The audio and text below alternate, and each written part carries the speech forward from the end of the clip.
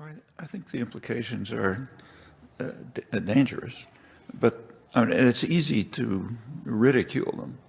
You know, look at the crazy things they say. You want to kill my grandmother, you know, and so on.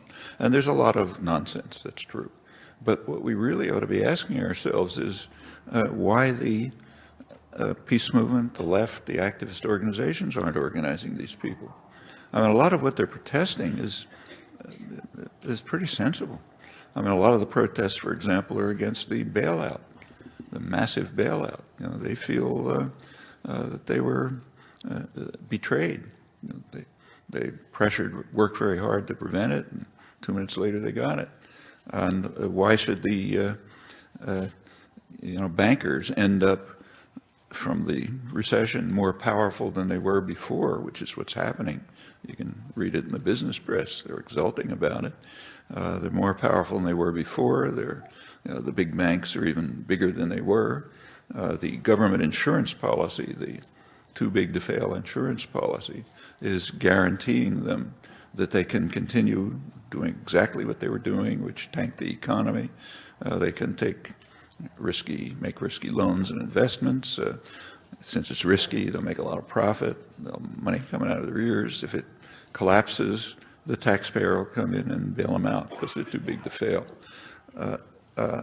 Bonuses and profits are going through the roof, and meanwhile people are suffering. Well, they have a reason to protest that.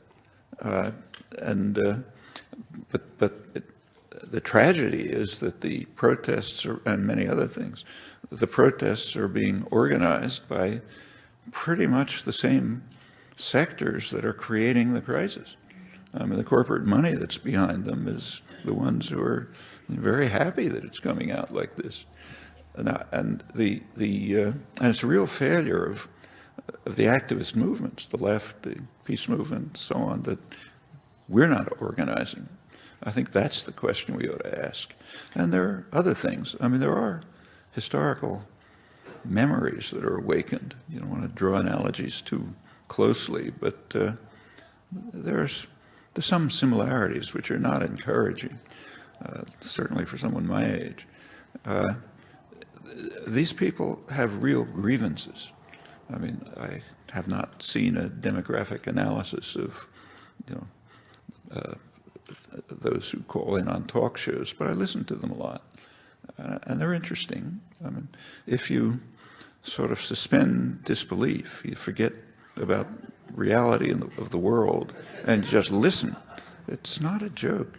If you listen, the message that comes across has an internal logic to it.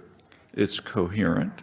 It gives answers to people who want answers and need them and deserve them. They're crazy answers, but they're not hearing any others. I mean, these are people who've, worked hard. They're done everything right, Christian, God-fearing, take care of their families, and for 30 years they've been shafted. I mean, the people who for the last 30 years have seen their wages, income stagnate or decline, benefits decline, services decline. There's nothing for the children. The world's out of control. These are the people who, on polls, maybe 80% of them, say the country's going in the wrong direction. The government's run by the few and the special interests, not the people, and so on. They're not wrong. This is all happening to them, and the answers that they're getting from, say, Rush Limbaugh, Michael Savage, the rest of them, are, well, we have an answer. The rich liberals own everything. They own the corporations. They run the government. They run the media, and they don't care about people like you. They don't care about the flyover people between the East Coast and the West Coast. They only care about giving everything you worked for away to illegal immigrants or gays or something.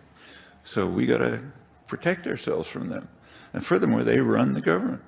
When they put up a health program, it's not to give you health; it's to kill your granny. And that's an answer to something. It's a terrible answer, but it is an answer.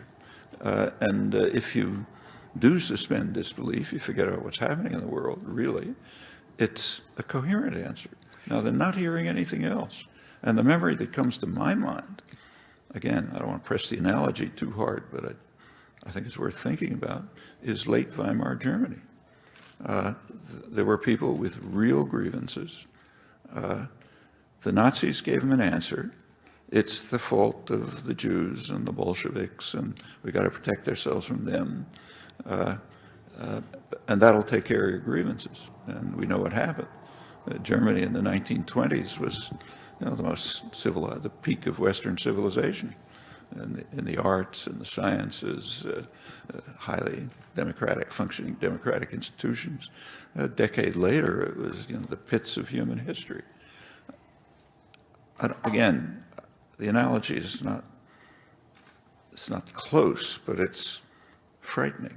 And unless an answer can be given to these people, unless they can be led to understand what's really happening to them, we could be in for trouble.